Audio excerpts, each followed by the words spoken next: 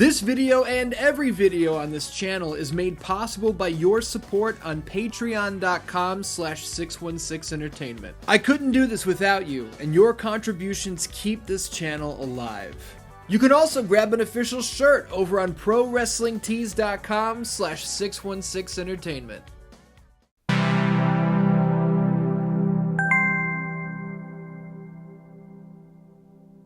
In 2006, the video games industry ushered in a new generation. After the unprecedented era of dominance Sony enjoyed from 2000 to 2005 with their PlayStation 2 console, it was time to unveil the next big thing.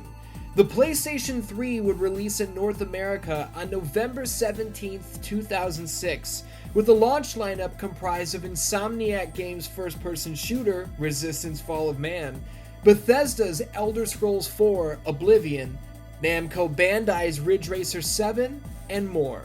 There was a little something for everybody. Whether you were into sports or action-packed adventures of all kinds, you were set.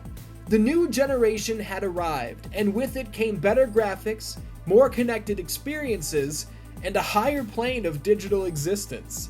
But that's not to say that the PlayStation 2 was finished. Sure, the PS3 was new and shiny, it was goddamn gigantic, it weighed 1,000,000 pounds, and it felt important overall, but it was also $600. I don't know what kind of household you guys grew up in, but my brother and I were raised in a house where we shared a memory card.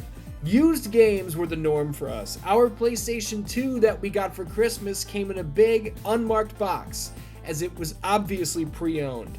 I don't say this to paint a picture of poverty. We were alright. I'm just saying. I didn't get a PS3 at launch. The PlayStation 2 and I would remain good friends for a while longer. And you know what? That was fine by me. Because this dude still had gas in the tank. The PS2 still had a fire lit under its ass. And it was not ready to go gently into that good night. As the PlayStation 3 hit store shelves amidst console hype and price tag shock, Santa Monica Studio, one of Sony's biggest and brightest first-party developers, were hard at work on finishing their latest adventure. Let's not forget that their previous title, the 2005 blockbuster hit God of War, closed its credits with a bombshell. Kratos will return. God of War 2, the next chapter in the story of the Ghost of Sparta, would release on March 13th, 2007, exclusively for the PlayStation 2. This epic tale of vengeance would serve not only as a furthering of the blood-soaked story of Kratos, but as the swan song for the best-selling video game console in history. What's up, Dan-Dans? My name is Ian. Thank you for joining me here today for the history of God of War Part 2, The Destruction of Olympus. Now, if you didn't watch the history of God of War Part 1, you made a big mistake, but the link is down there in the description. You can watch it whenever you want to. And if you like my work and want to support me and my future projects, you can do so at patreon.com/616entertainment. Videos like this are possible because of your support. I mean that literally. But enough about that. We have a tangled web to unweave here today at the behest of Zeus, Kratos, and the Titans. So let's get to it. 2005's God of War reshaped what many players thought was possible in this beautiful medium. The way Santa Monica Studio used scope and scale in order to paint a jaw-dropping picture of a world untethered to conceptual norms made an impact on millions. Their inclusion and even reliance on QuickTime events allowed the player to take control of action sequences that looked like they were pulled straight from a major motion picture. The game was a trendsetter, it was a blockbuster, and it was the original.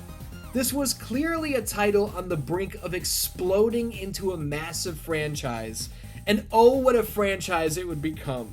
And it really didn't take that long. God of War 2 was revealed almost 1 year to the day after the release of the original, at the 2006 Game Developers Conference. But the franchise, though still in its infancy, was already seeing major changes behind the scenes.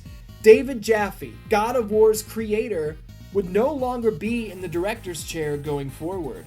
Stepping into the role of director on God of War 2 would be a young and bright-eyed Cory Barlog, who was definitely feeling the pressure. It's my face and my name out there that if this is bad, I'm the guy.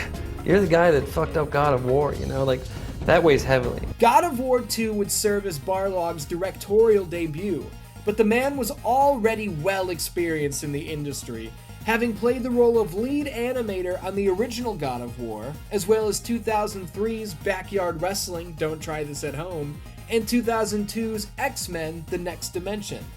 If you're hearing the name Cory Barlog and going, man, that sounds familiar, I just can't place it, it's because he also wrote and directed the 2018 God of War reboot. But let's not get too ahead of ourselves here. We celebrated David Jaffe's work in the history of God of War Part 1, with his rise from Mickey Mania to Twisted Metal, so on and so forth. So what was it that made him walk away from the gig of directing the sequel to the greatest critical and commercial success of his entire career? Jaffe would tell Entertainment Weekly in a March 2007 interview that, in more ways than one, God of War was an extremely eye-opening experience for him. He mentioned that one of his greatest influences in creating God of War was the 1981 film Raiders of the Lost Ark. It wasn't until after God of War was finished and released into the wild that Jaffe came to the realization that, in his mind, a game would never be able to elicit that same type of dramatic response that a film could. He went on to state that he felt that his work never successfully earned a powerful emotional response, and that he'd rather look for inspiration in games like NFL Blitz and NBA Jam in order to celebrate what a game is at its core. Just a few months after the release of God of War 2, David Jaffe's new game, Calling All Cars, would release on the PlayStation Network. It reviewed well and was deemed by IGN's Chris Roper as the first must-have downloadable game on the PlayStation Store. Calling All Cars clearly shows where Jaffe's heart was, and at the end of the day, you've got to respect an artist walking away from a surefire hit in order to bring an original and unproven passion project to life. God of War 2 would be Cory Barlog's moment in the sun. Whether he'd wind up with a nice tan or get burned to a crisp was the question at hand. Are you still with me? This is not a 5-minute, 10 out of 10 review or anything like that, if you haven't noticed. This is the history of God of War. This is a deep diving retrospective, and these are the stories that need to be told. Stories celebrating the creation of the game, stories shining a light on the hard work and the achievements of the people who breathed air into these digital lungs, the people who pumped blood through these consoles' veins. I don't know, look, I clearly don't know how to make a game myself, but I can relay the stories of the people who do. And speaking of stories, let's talk about the story of God of War 2. Remember in God of War where the whole reason Athena pitched to Kratos that he take out Ares was because Ares was out of control, spitting in the face of Zeus and wreaking havoc on Athens? Long story short, Kratos does kill Ares and takes the throne as the God of War, and now here we are at the start of God of War 2, and Kratos has taken his Spartan army to Rhodes, where they are laying waste to the city, directly defying the orders of Zeus. Kratos feels lied to by the gods. The visions of his past not being wiped away after completing their task has left him with the ultimate state of fuck me, fuck you, and fuck all of this. I mean, we've all been there, right? Athena pleads with Kratos to stop this foolishness, as she knows what will happen if the path doesn't change, but Kratos will have none of it. He drops in on Rhodes ready to burn it to the ground when a mystical eagle flies through, siphoning his powers away and transporting them into the Colossus, causing the massive statue to come to life, its sole mission to snuff out the flame that threatens to burn the city to ashes. Let's pause really quick to recognize that this is heavily inspired by the 1963 film Jason and the Argonauts, which I was introduced to as a child by my dad. It was one of his favorite movies of all time, and through him, it became one of mine as well. This statue gaining sentience, the Gorgon from Clash of the Titans, really anything brought to life through the stop-motion skills of Ray Harryhausen, I found terrifying. And although I was scared to the point of leaving the room screaming, I always came back and wanted to watch it again. The Thriller video was the same way. Get away! But I don't think God of War 2 has any ties to Thriller that I'm aware of, so let's get back on track. Kratos, having been partially stripped of his powers, struggles in his battle with the Colossus. Zeus appears from on high and offers Kratos aid in the shape of the Blade of Olympus, the very weapon that he used to end the Great War. If Kratos will drain his remaining godly powers into the weapon, he can use it to topple his gigantic foe. And being that he really has no other choice, he goes for it. After a breathtaking fight that, at certain points, sees Kratos going inside the statue to break it down from within, the killing blow is landed. And with its final moments, the Colossus strikes once more, nearly killing the power-drained and now mortal Ghost of Sparta. Teetering on the brink of death, Kratos moves to retrieve the Blade of Olympus, only to be blocked by the eagle who screwed him to begin with. The eagle who, in this moment, reveals its true identity. You? Yes, I am forced to attend to this matter myself. Athena refused to undo her mistake. Imagine caring for a creature such as yourself. Why? Why would you betray me? It is you who would betray me. Am I to stand idly by while Olympus is threatened? Your hands are already stained by the blood of a god. I will not let Ares' fate be my own. The gods are petty and pathetic, and your rule is weak. I grow tired of this insolence. I am the king of Olympus. And it is my way that is the way of the gods. You must vow to forever serve me. I serve no one.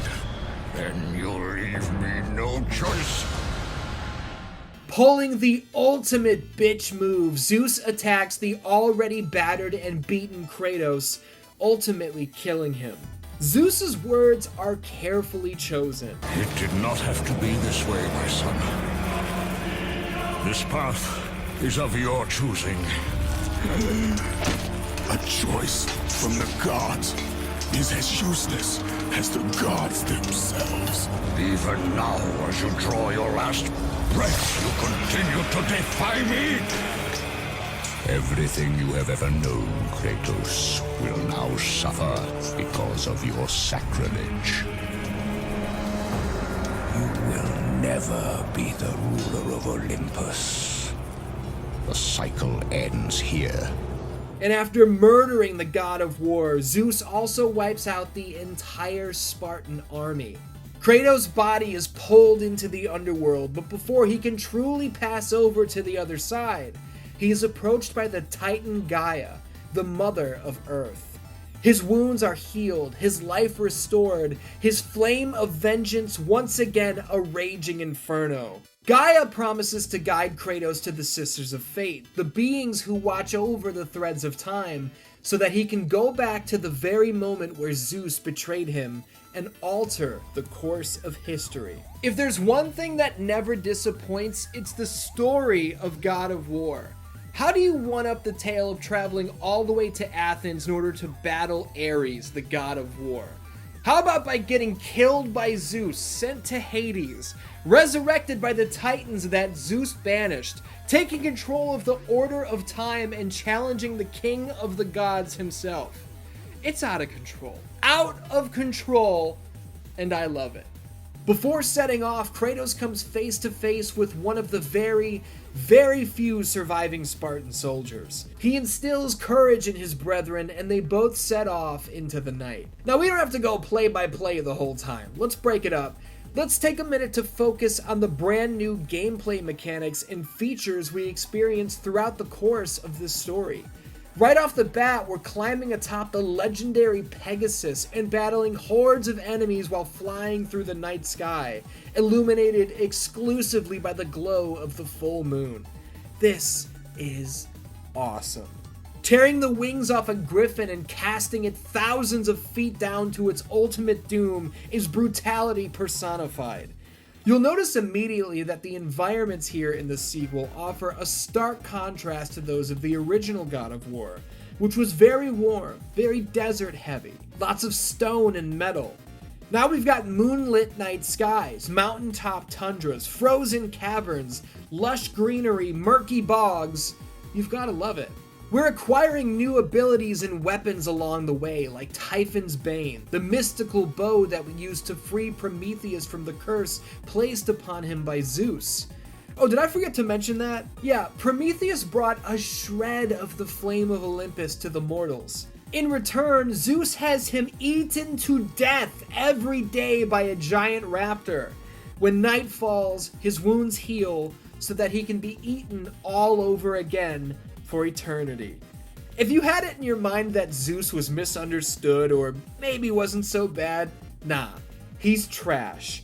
The Rage of the Titans is our new Berserker mode of sorts. Kronos' Rage is our replacement for Poseidon's Rage. The Amulet of Fate allows us to slow things down in order to solve time-sensitive and otherwise impossible puzzles.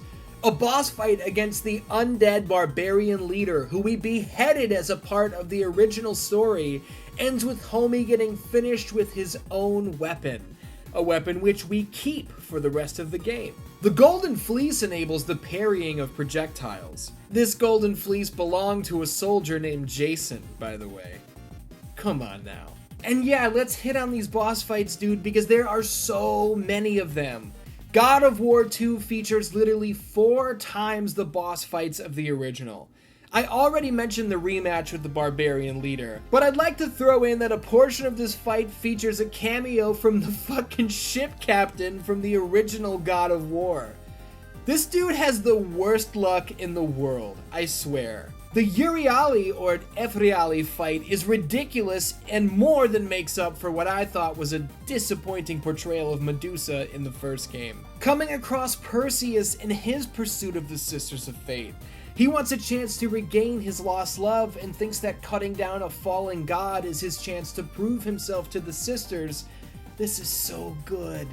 He was wrong about the challenge though, and his fate, as he gets killed for this brazen mistake, but that's his problem. Tearing the wings from the back of the deranged and desperate Icarus and keeping them so that we can glide for the rest of the game, now that's big business. These boss fights are bigger, they're better, and they're even more hard-hitting than the original. Just as a sequel should be. Now I've set the table for the story already. Kratos needs to reach the sisters so that he can travel back to the point where Zeus murdered him and change his fate. We took a little break there to talk about gameplay mechanics and new features, but let's dive a little deeper into the story. You may have asked yourself what led to the Great War, the battle where Zeus and the gods defeated the Titans and began the Age of the Gods. It's a hard-hitting, deep-cutting tale, so buckle up. Kronos, the king of the Titans, had been told by an oracle that his fate was sealed. He would be overthrown by his own children. So Kronos did what any father in this situation would do. He began eating his children one by one until there would be no one left to unseat him. Petrified at the thought of losing all of her babies, Rhea sent the last remaining child away. Gaia would then raise this remaining child, Zeus, as her own, which would prove to be the Titans' ultimate undoing, as this child would grow into a vengeful and incredibly powerful warrior. Through the Great War, Zeus fought to gain revenge on Kronos for killing his brothers and sisters, but also to control all from on high. Mortals, to Zeus, were lesser than, nothings, insignificant insects. This directly went against the Titan rule, which provided mankind with a peaceful, beautiful world with which to live out their lives. In the end, Zeus would defeat Kronos, using the Blade of Olympus to banish the Titans to Tartarus. Zeus had indeed overthrown his father, just as the oracle predicted many years ago. As Kratos continues to fight his way to the sisters, he engages in a battle with a soldier shrouded in shadow. This mysterious warrior fights well and with honor, but his identity isn't revealed until it's too late. This warrior is the man we met in the beginning of the game, the last remaining soldier of Kratos' Spartan fleet, who informs his former leader that Zeus has destroyed all of Sparta. If this wasn't personal before, oh man. Death to the Kraken, death to the Sisters of Fate, all who stand in the way of vengeance will die. The sisters are like Zeus, dismissive of the mortal Ghost of Sparta, unwilling to aid in his journey. These fights are top tier, and through their ability to twist the threads of time, the sisters bring us back to the day we fought Ares. Sorry ladies, I imagine you saw this going differently, but you're out of here. With the threads of fate at hand, Kratos returns to the moment that Zeus struck him down, and oh my goodness, the fight is on. Kratos versus Zeus, mortal versus God. Now's a good time to note that Zeus always chooses his words very, very carefully. Let's not forget who was the gravedigger in the original God of War, right? Athena isn't the only god keeping watch on you, Spartan. This is Zeus, who looks down on mortals as nothing more than fodder. So why would he ever have believed that Kratos could strike down Ares to begin with? And what was it that Zeus said to Kratos before killing him at the start of the game? It did not have to be this way, my son. The cycle ends here. Oh shit. The war rages on. This boss battle is absolutely monstrous, and Zeus is defeated. Before the killing blow can be delivered, though. Not do this, Kratos! You dare stand against me, Athena? I do not wish to fight you, Kratos, but I will defend Olympus! Know this, my son. You have started a war you cannot possibly win. The fates have already deemed me victorious. No, Kratos! Stop! Athena! No!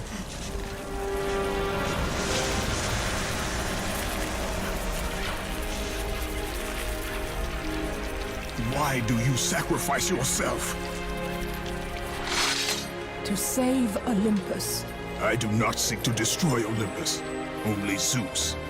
Zeus is Olympus. He brought this to himself. Because of fear, Kratos. A fear felt by his father, Kronos. A fear that wrought the Great War. A fear that drove Zeus to kill you. His own son. His son? Just as Zeus was compelled to destroy his father, Kronos. You are compelled to do the same. No son should destroy his own father. No, I have no father. God after God will deny you, Kratos. They will protect Zeus. Zeus must live so that Olympus will prevail. If all on Olympus will deny me my vengeance, then all on Olympus will die. I have lived in the shadow of the gods for long enough. The time of the gods has come to an end.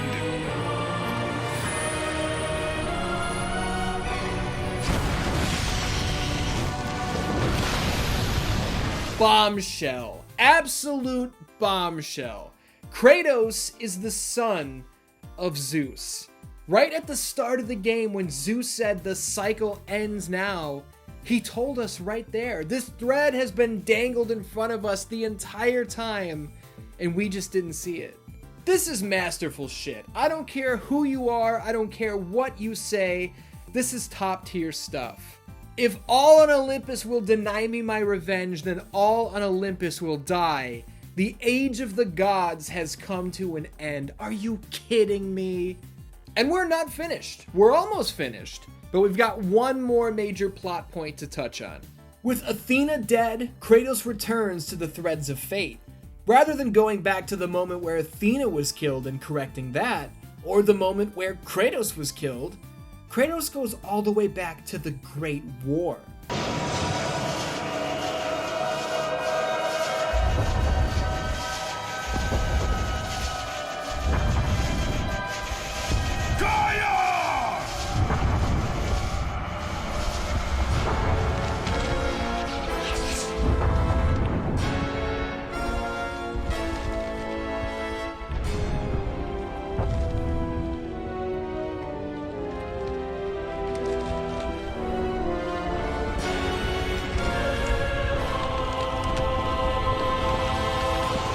We have been expecting you, Ghost of Sparta. The gods are far too powerful for us to defeat now. All on Olympus tremble at my name. Zeus is weak. Ares and Athena are dead, and I wield the blade. We can win the Great War, but not in this time. Meanwhile, in the present, Zeus, unaware of Kratos' plans, rallies the troops. Hades, Helios, Poseidon, and Hermes stand before their king, ready to go to war with Kratos when a rumbling is felt. Kratos will not be fighting the gods alone. He's brought the Titans out of the past and into the present. The Great War will rage again. Zeus, your son has returned! I bring the destruction of Olympus!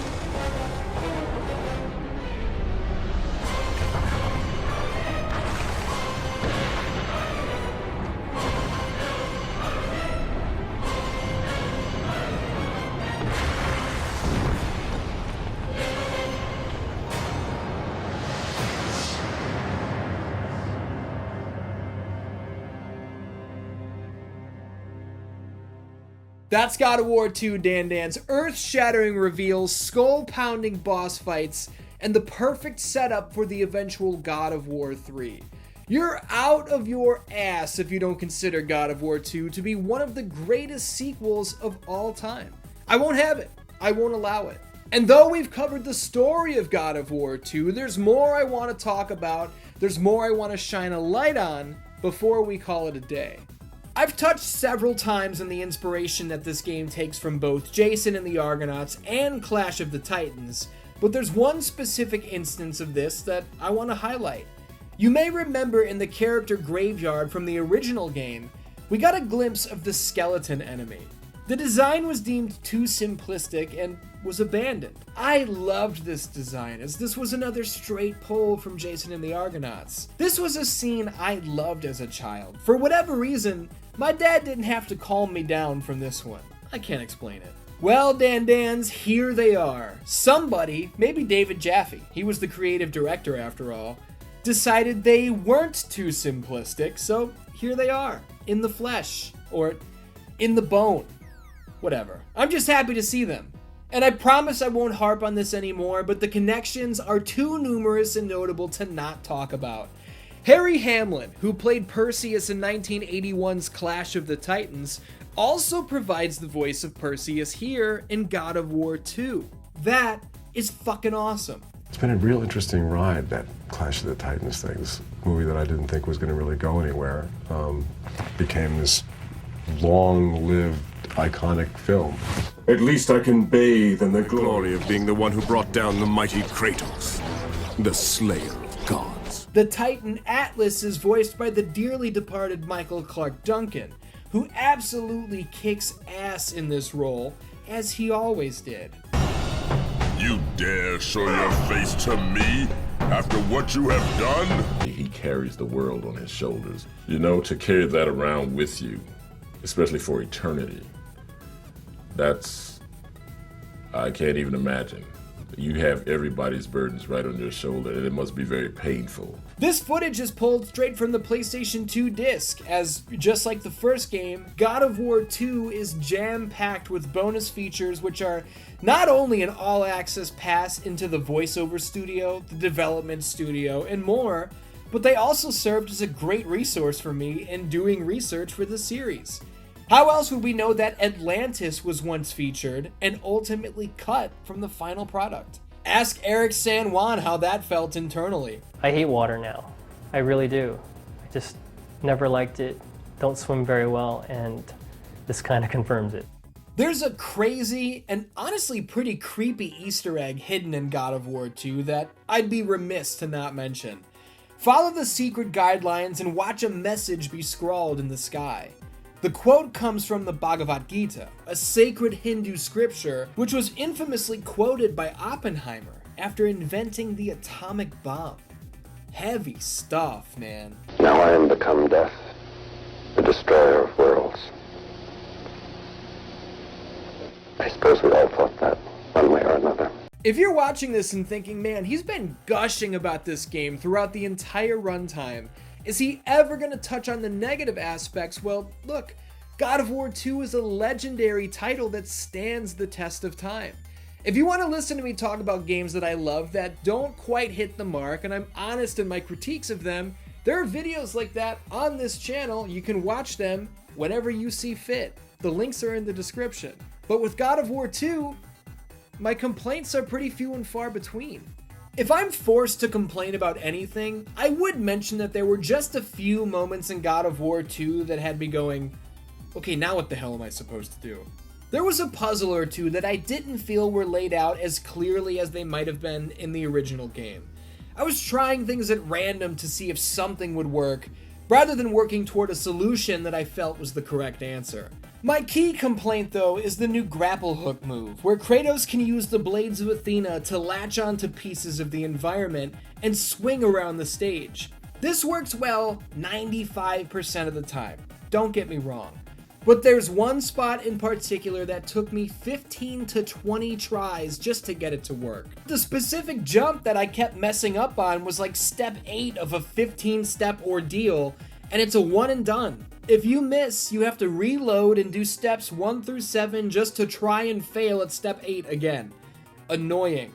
My brother and I also referred to having our powers drained in the beginning of the game as getting God of War 2'd when we saw this recycled in other games. God of War 2 was not the first game to ever send you back to square one. Castlevania Symphony of the Night infamously pulled the same shit, but this one in particular really pissed us off. But that was by design.